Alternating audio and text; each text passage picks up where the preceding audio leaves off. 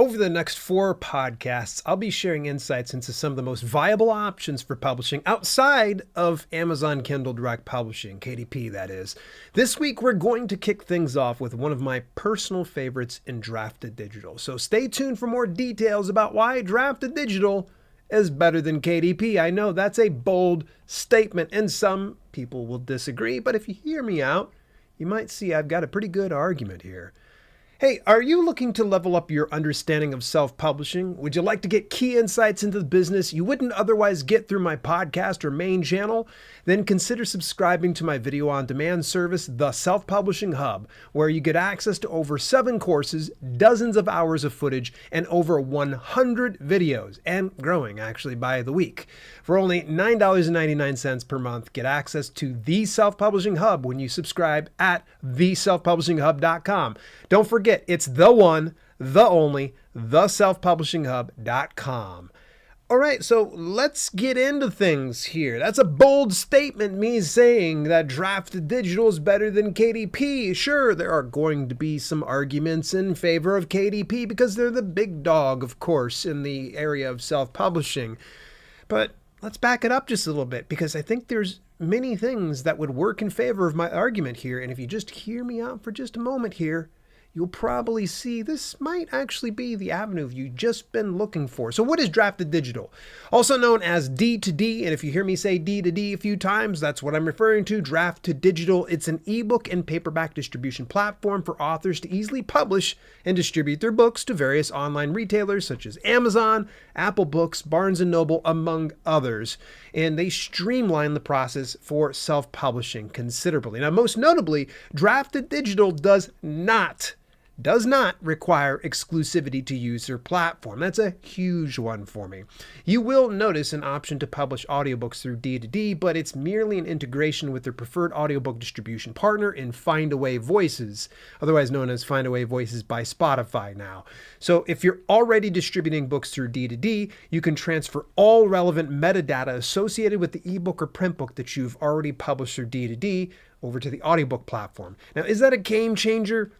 No, but it certainly saves you time from copying and pasting all the other details that would be from this particular iteration to the other, especially if you're already planning to use Findaway Voices for audiobook distribution. It just kind of removes some of that friction. Draft2Digital has been around for the past 11 years, launching merely 4 years after Amazon Kindle Direct Publishing. Now, behind the scenes, you'll be interested to know that D2D is run by indie authors for indie authors. Now, you'll see that displayed in a variety of ways. For instance, D2D has a host of free tools and resources for authors, and I'll dive into some of those in just a bit here. Now, on a few occasions, they've stated on the record that they encourage authors use their tools like the ebook or print book converter or books to read universal book link creator and so much more. Like they'd say, hey, use these. You don't have to use our distribution. Now, they don't want you to feel forced into using their services. So their goodwill is more about assisting and not merely taking from the indie author community. Now, if you compare D2D to KDP in these regards, you'll see that number one, D2D is run by indie authors and not a massive corporation. Number 2, D2D removes some of the friction involved in publishing audiobooks. Number 3, D2D allows you to publish your ebooks to more than just Amazon or helps get your print book into all of Ingram Book Group's massive reach. Now, more about that later because it kind of gets pretty intense when I break it down here. So how does D2D work? Let's take it apart by their 2 main models of distribution, ebook and print book distribution. Starting out with ebook because it's the path of least resistance here. D2D has no upfront charges for any of their services, but function as kind of a revenue share model, meaning that you don't get paid unless they get paid, or vice versa. They don't get paid unless you get paid. Let's switch that around. Sometimes I know what I'm talking about. Since Draft2Digital is an aggregate publishing platform, they act kind of like as a middleman, intercepting about 10% of your royalties. Now, most of the stores take about a 30% cut, leaving you with roughly 60% of the list price that you set. Now, every store in the library system has a unique royalty structure in the agreement set with D2D. So get with D2D support if you need any clarification on each individual avenue. Now, D2D distributes ebooks to 3 unique avenues in digital stores, subscription services, and library services. That's the huge one for me. I really love that. Now, for digital stores, you'll reach, ready for this? Got to take a nice deep breath because it's a lot.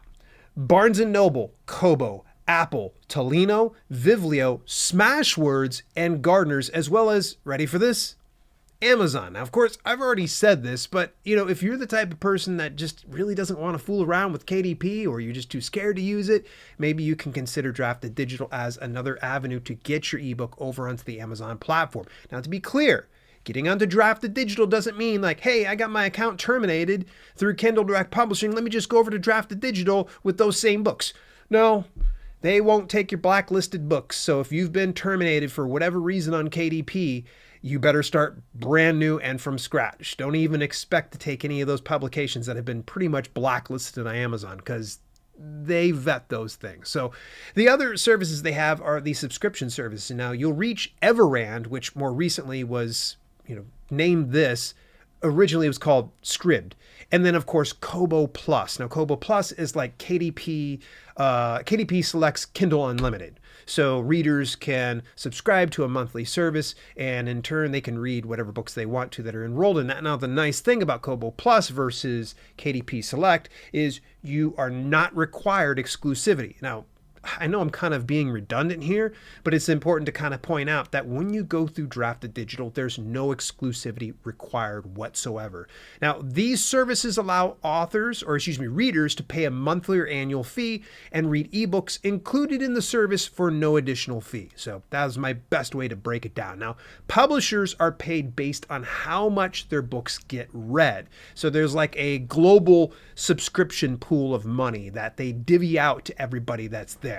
So the other services, the third of them is library services. You'll reach, here we go, it's a long list: Overdrive, Odillo, Biblioteca, Baker and Taylor, Hoopla, one of my favorites, BorrowBox, and more recently they picked up Palace Marketplace. Now, in their words, they say that library services provide a catalog of available ebooks to library staff. Each library chooses which of those books to make available to their patrons. The library may either purchase the book through a cost per checkout model or one copy, one user. Now, library distribution has always been a big selling feature for me on Draft2Digital. Trying to reach these individual avenues as an indie author isn't entirely possible without the help of a platform like D2D. Oh, and side note, they recommend charging 2 to 3 times the retail price for libraries, since a single copy of your book will be checked out repeatedly, diminishing the possibility of future sales beyond the library systems. But, that's kind of arguable, because if you've got a really killer books, chances are likely they're going to want to buy it and put it on their shelf. Now, do you have to charge more? No, that's entirely up to you on how you want to do it. They just recommend 2 to 3 times. And that kind of checks right, because over on Findaway Voices, where you're able to distribute audiobooks, they even say the same thing about your audiobooks, like, hey, charge 2 to 3 times more than you normally would. Now, one thing that sets D2D apart from KDP and their competitors is their automated ebook interior formatting tool. Simply upload any Word document. That can include doc, docx, RTF, OTF, and TXT text. Should you already have an EPUB file, D2D will leave your file alone and distribute it as is. Should there be any issues with that EPUB file, they'll let you know. Now, that's where KDP gets it wrong. You can upload all those file types, but have no control or say over how it displays to the readers. Sure, it's going to be flexible for readers, but at least with your base interior formatting that you're doing through Draft2Digital, you know what you're wanting it to look like. So it's kind of neat. Go into their dashboard. Like literally all you have to do is go through the whole publishing process, and you're just going to stop short of distribution if you'd like to see how their interior formatter works. It's really good. Now for D2D, they allow more flexibility in how your ebook looks through a variety of templates and dozens of options. I mean, we're talking, it's near limitless, the amount that you can do. Now here's the cool thing the ebook conversion tool will do. If you ever want to use it, but don't want to distribute through D2D, you can, as I mentioned before. This comes direct from the CEO of D2D, Chris Austin. I asked him in an interview if he was okay with that, and he said, and I paraphrase this, sorry Chris, that he would love for all authors to use D2D, but doesn't want to shackle them to his platform. So that's really big. I think that's kind of cool that they will format the stuff for you. You don't even have to stick around if you don't want it. Now, let's segue over into print book distribution. Now, D2D offers print through 6 different paperback trim sizes while distributing through the massive reach of Ingram Book Group with an estimated 40,000 plus online retailers, brick and mortar stores, libraries, and more. Unlike KDP's expanded distribution, you access all of Ingram's wide reach. For KDP's expanded distribution, you're merely leveraging the US and UK markets, leaving the rest unaccounted for. It's kind of weird. I don't know why KDP does that. Now, you do get 45% royalty minus print fees for all sales of your print books. It's a little lower than most platforms, but it is kind of nice that they are able to reach that avenue. Now, another sweet part about using D2D print versus KDP is that you can set up pre-orders for your print books. Yes, KDP allows for scheduling a release, but this is limited since the product page doesn't officially go public till the launch date. Whereas with the pre-order, you'll get a product page in advance to send eager buyers willing to invest early for immediate access to your book on launch day. Now, remember that sweet ebook interior formatting tool I'd mentioned before? Well, they pretty much have the same thing for print books. You can easily convert your ebook interior into a print interior, and they even have a cover conversion tool where you can use your ebook to create a print book cover.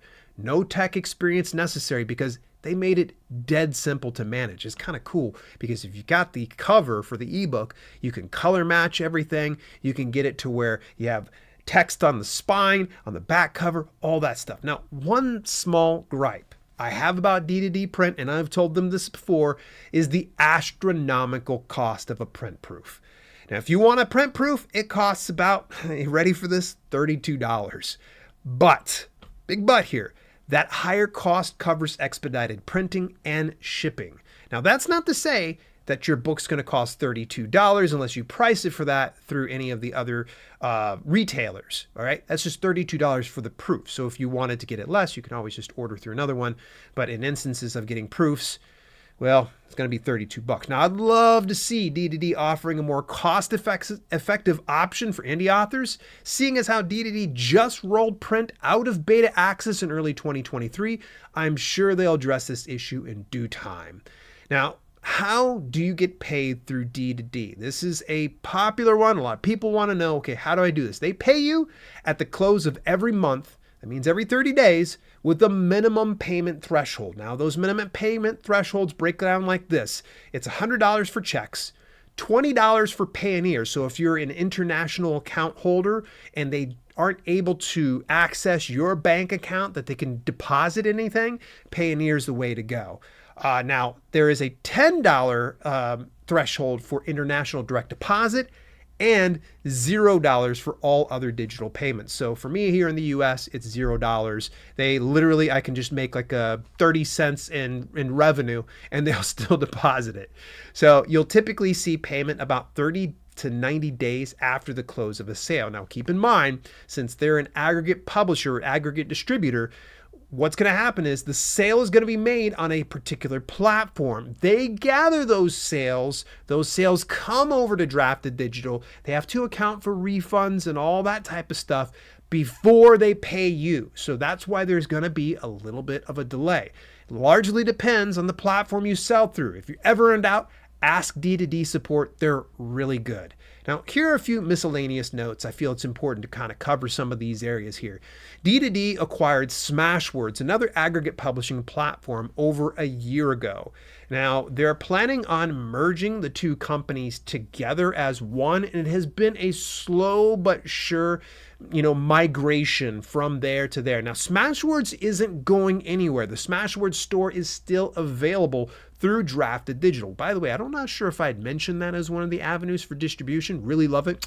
Smashwords is one of my favorites. In fact, actually, I loved Smashwords well before I did Draft2Digital, and I believe that they actually been around for 3 years longer than what Draft2Digital was. But either way, Smashwords, getting migrated on over there, it's going to be a slow process. Trust me, I've seen some migrational processes. So for instance, when they went to merge CreateSpace with Kindle Direct Publishing in late 2018, it was a train wreck. It was a mess. And I think D2D saw what happened and knew that it's just going to take some time to move everything over. Now, D2D also has a site called books2read.com. Now, literally, you can set up an account for Draft2Digital and use books2read.com. And what you can do is create a universal book link. Rather than sharing just a single link to a specific region, let's say, for instance, I see this happening a lot with a lot of authors that are in the US. They'll go over to Amazon and they'll share the Amazon.com address to send people over to their book. But the problem is, if other readers outside of the US try to access that, they won't be able to buy your book. There creates more friction. And you're getting it to where that customer, that consumer, has to jump through a couple of extra hoops in order to find your book. Not with Books2Read. They literally create a universal book link. And if your book is available through numerous stores, it will make those links available to the visitor as soon as they land on that page for Books2Read. And the double cool part is if you're part of any affiliate program, whether it be with Apple, Barnes & Noble, Amazon Associates, you can put your affiliate ID in with them. So then you're able to make a commission on each one of those sales even more. By the way, it's completely above board and okay for you to do that. I think I also mentioned that D2D did acquire Smashwords, but they also more recently acquired another company called selfpubbookcovers.com. Now, selfpubbookcovers.com has been a marketplace for freelance book designers and authors to, pretty much work with each other and get cover designs.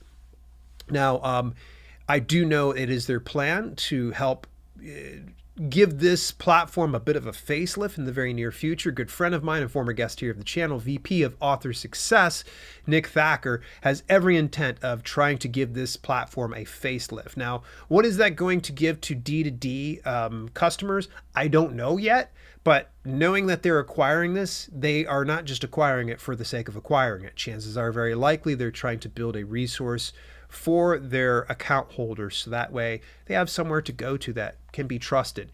D2D also runs a weekly YouTube program dedicated to answering common questions and interviewing indie publishing experts. I've been on it before. It's been a blast. Love it. I highly recommend checking it out. Link, of course, is in the show notes, as are all the other links that I've mentioned previously. Hey, while we're at it here, before I start to wrap things up, get premium access to my video on demand library for $9.99 when you visit theselfpublishinghub.com. Just remember, it's the one, the only, theselfpublishinghub.com. Here are my final thoughts about D2D. Is Draft2Digital for everyone? No. Some authors fare well staying exclusive with Amazon KDP Select, and some of them will say, for instance, for their print books, they'll go KDP and Ingram Spark and just skip Draft2Digital. However, that doesn't mean they should immediately dismiss the print option available through D2D, because they do have something that's arguably a good option. If you're not too keen on publishing through Ingram Spark, you can always consider D2D for print fulfillment. Now, who should use D2D? Authors looking to reach more readers, authors who are who aren't getting paid their worth through KDP Select. So for instance, you get a lot of people that are flexing all their paychecks with KDP Select. Guess what? They're typically the outliers. There's not many people that are pulling in thousands per month through KDP Select. And if it's not treating you that well, you might want to kind of consider other avenues like Draft2Digital. Now, other people, authors who are looking for print distribution beyond KDP's expanded distribution and don't care for Ingram Spark. Again, that print option available is kind of nice. And anyone who wants to control all aspects of their distribution from one dashboard. That is the beauty of aggregate publishing, and that one dashboard, if you've got to make any updates or any corrections, it's not going to be a bunch of garbage and you having to go, oh gosh, I got to go to this platform, this platform, this platform, this platform. No, you just do one. Now, here's the popular question, and I know someone's going to ask this at some point, so hopefully you've stayed tuned towards the end. Can you use Draft2Digital and Kindle Direct Publishing together? Yes, so long as you don't opt your ebook into KDP Select and avoid expanded distribution on KDP for your print books, you should have no issue with using both avenues. Now, to open a free account through Draft2Digital, use my referral link of dalelinks.com/D2D. That's a referral link, meaning that it's kind of, actually, that's another thing I didn't even mention. One of their perks is if you refer somebody over and they set up an account, you actually will get a percentage of Draft2Digital's revenue share. So that 10%, you get to dip into some of that 10% and to get I think it's for like the first year, maybe 2 years, something like that. You'll have to go and check the FAQ on that one, but there is a refer a friend program. But that's dalelinks.com/D2D. Get yourself set up with that free account. You will thank me later, especially if you want to get a good ebook conversion tool. It's really, really nice. Hey, next week, we're going to be talking about what makes BookVault better than KDP. Yes, it's about time I talked a little bit more about BookVault. I spoke about them a little bit earlier this year, but I feel like now we just need to circle back around and talk about some of the really neat features about BookVault. Till later, this has been Self-Publishing with Dale, and I'll chat with you next week.